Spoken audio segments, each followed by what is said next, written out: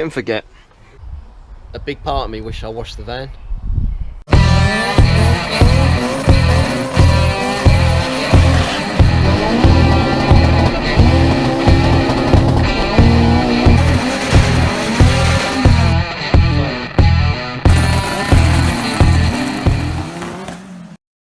I'm going to be fitting this MaxxECU Mini to my van.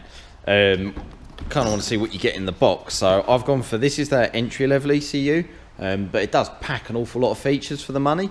So it's got like fully sequential fuel and ignition up to 4 cylinders, but I think you can run up to, like, don't quote me on this, up to 8 cylinders in wasted spark.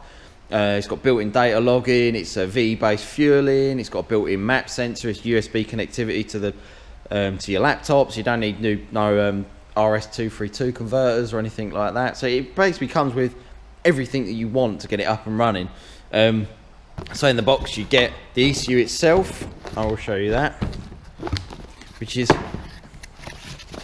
as the name suggests, mini. Look at that, that's awesome, isn't it? Built-in map sensor on the top there. I think it's like a 4-bar map sensor as well, so you're never going to run out of scaling. It's also waterproof too, which is quite nice. You have to take that off, see the USB connectors under there, which is quite nice. You also get a t-shirt. I don't know if they all come with a t-shirt, but I asked for, you know, when I asked for one of these, they sent me one on demo, so I also got the t-shirt as well. And you get like an open-ended loom, you get plenty of cable. You also get some spare cabling as well, just for, like, you know, injector runs and like feeds and stuff like that, which is nice. Get loads of stickers, a quick start guide, which is nice. Nice hardback copy wiring diagram, so you don't have to, you know, Google wiring diagrams off their internet or anything, off their website or anything stupid. So yeah, I'm going to crack on. Now, the way I'm going to be fitting this is I'm kind of going to cheat slightly, because obviously my van already runs a KMS. Hang on. Wait, there we go. So my van already runs a KMS MP25 ECU, so I've already wired up half a wiring loom for this ECU. So it'd be a shame to tear it all out just to, you know, replace it with a loom that they've supplied, because it's an open-ended loom anyway, so it's got no connectors on it. So what I'm going to do is remove this ECU, unpin it, and I'm going to try and use half of the cables that are here. I'm going to have to run some new, like, injector feeds, because this is a batch fire fueling, where obviously it's fully sequential up to 4 cylinders on the MaxxECU, so I'm going to have to run some more wiring for the injectors. It's got this van runs a Volkswagen coil pack, which the MaxxECU so runs, so I'm going to try and use like the wiring for the coil pack, the throttle position sensor, the air temp sensor, the coolant temp sensor. I'm just safe pulling this loom out and putting a new loom in. I'm just going to use this, so yeah, I'm going to start de-pinning this and I'm going to crack on, so yeah. So I've unclipped the ECU plug for the KMS, pulled it all apart here, and I'm just having a little flip through the wires, sort of, you know, refreshing my memory. I've got the MaxxECU pinout diagram here, which is really nice, and I've got the MaxxECU loom down here. So all it is, I'm just going to start cutting these to length and then connecting these up. So I know that the orange and the green are the coil feeds, and I know that that live coming out the coil feed is connected to the coil pack, so as a feed, so that saves me a job. Look down here, you've got ignition cylinder 1, 2, 3 and 4. I'm not going to wire it up fully sequential ignition. I'm just going to do wasted spark with the coil pack that's already fitted, just because I really want to try one of these ECUs. I've got it here, I've been staring at it for weeks, so now's the time. So yeah, oh, and also on the MaxxECU wiring loom, it's got written on each wire what it does, so you know, you never have to try and like pull it back or feed it back to the ECU to try and work it out.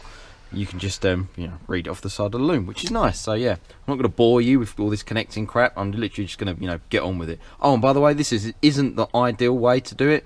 If you're going to do it properly, you'd utilise all this cable and make a loom from scratch, but I'm quite restricted on time and I really want to try it, so I'm going to give it a go. So yeah, get in there slowly. Just soldered up a few of the wires, just joined them up and stuff.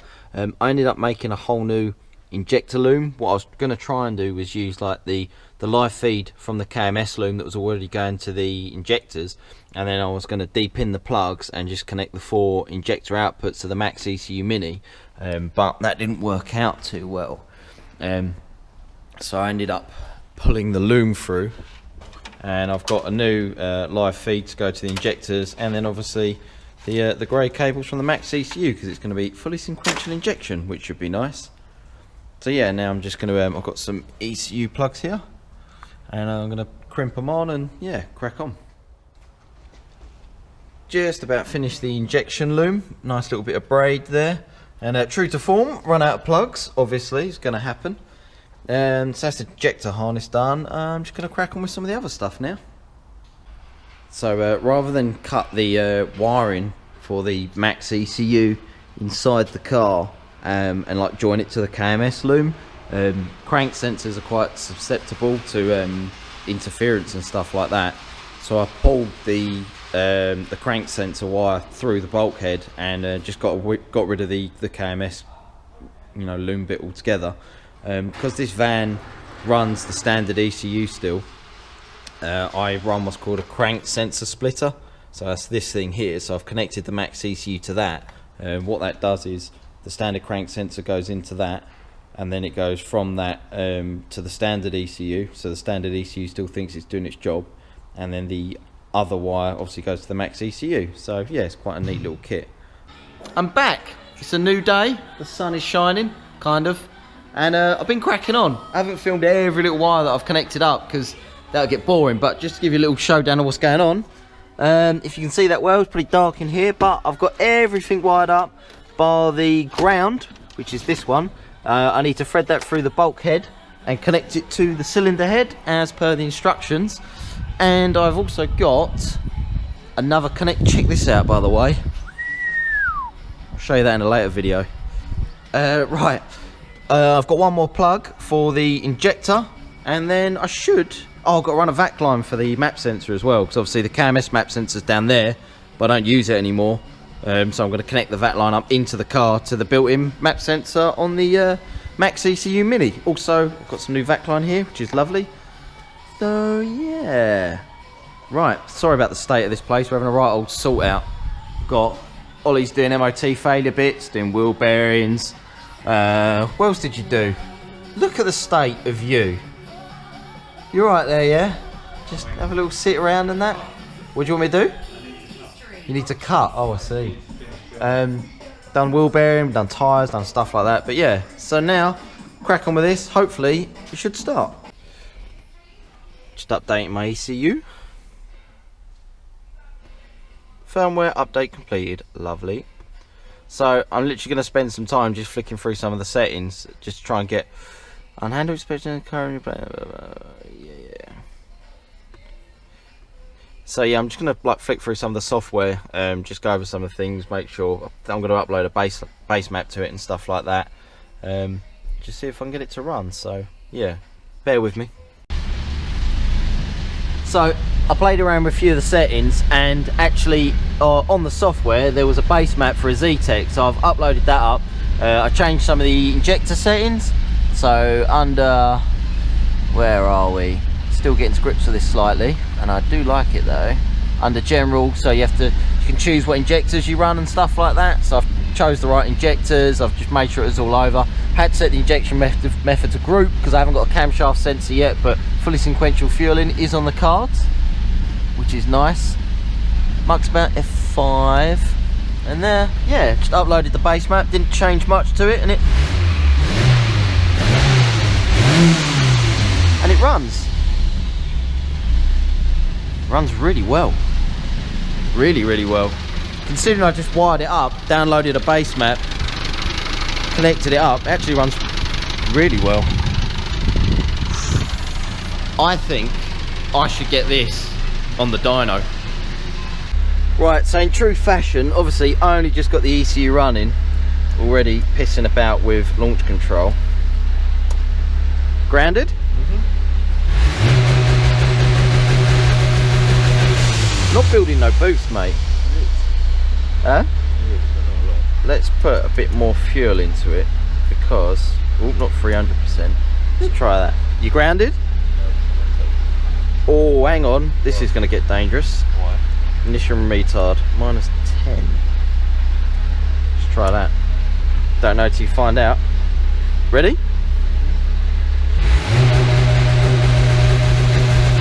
Making a bit of boost. Not enough. 18 degrees.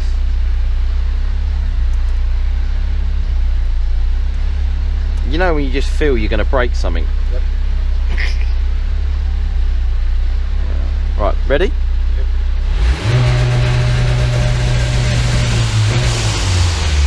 That was building boost. Let's try again. Ready? Yep.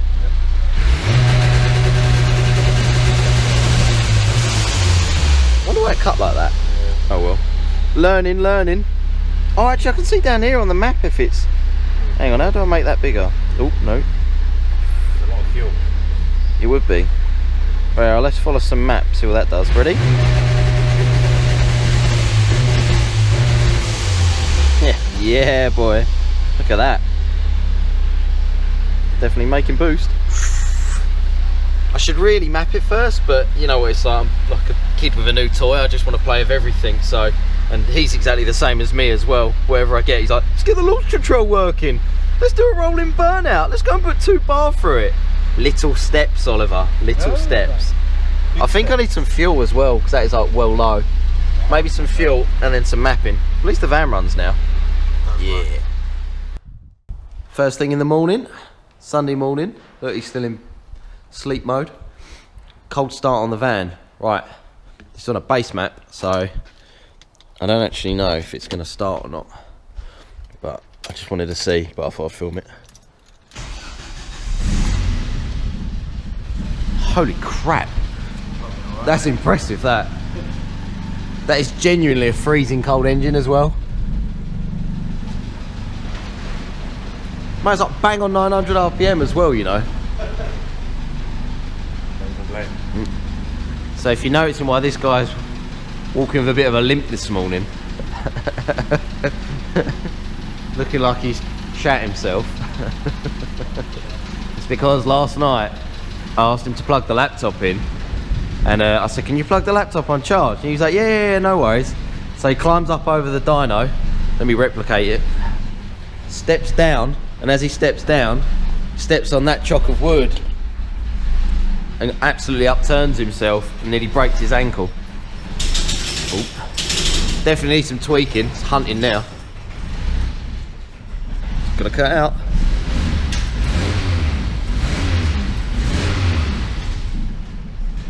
Still runs alright though. It's probably running out of fuel actually.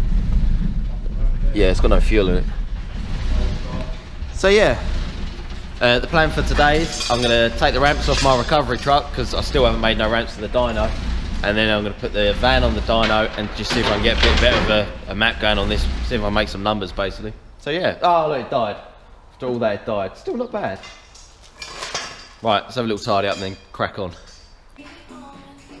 Got the van back on the dyno, strapped it all down. Actually got a dyno fan now. It'll do for now anyway. Literally going to run over a few ECU settings and see if I can get a bit of a baseline figure. I haven't got all the computer controls and stuff connected up to the dyno. The laptop's over there, but I'm literally just using it for load for mapping because I've got an AFR gauge in the van anyway. So I'm literally just trying to get it running a little bit nicer. So yeah, that's what I'm doing now. Literally just been doing some of the light throttle stuff. Been looking at, made a little rough ignition table, made it quite safe as well, pulled a lot of ignition out of it on boost obviously. Just been adjusting the fuel table, just doing the light throttle loads. I haven't connected the Lambda controller to the MaxxECU yet, but I have got a little gauge up on the dash, so I've just been using that. And it seems to be going alright, the van's running well. I'm on the dyno, so I'm just like running it up in 5th gear, and I'm just trying to sweep across a load of the cells. Just trying to get like, you know, just trying to make it drive nice first before I go all out and start, you know, doing full-blown power runs. So yeah, getting there slowly. I really like this software, it's so easy to use. All the little quick commands are so easy to work as well, and just you pick them up just so well. I really like this, I'm having fun. Yeah. Literally just done a little bit of tweaking on the van, got all the dyno set up again, so I've got it all up on the display. Just been tweaking the ignition curve a little bit. I put some ignition into it, didn't really like it much, it lost about 3-4 horsepower, so it's probably denting a little bit, so I've pulled some timing back out of it and it seems to have picked up the power. So yeah, I'm just going to do another little power run now, just a nice little sweep through, and then we can have a little talk about it. So let's go on to, yeah.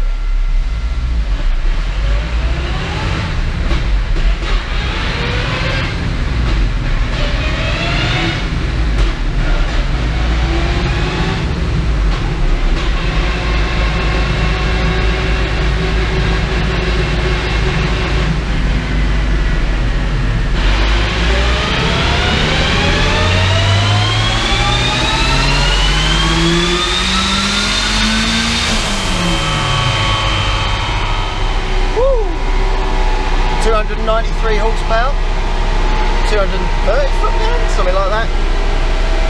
Yeah. Just slow the roll down a bit.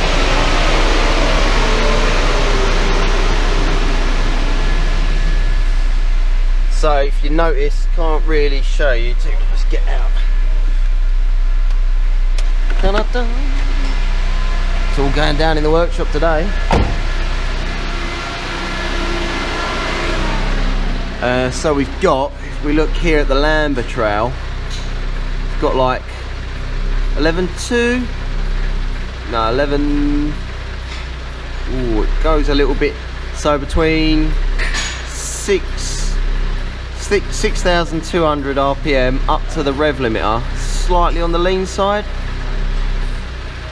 Just want to flatline this AFR curve out a little bit, so what I'm going to do, I'm going to put a bit more fuel in it from 6.2 to all the way up really, do another run, see if it makes any difference.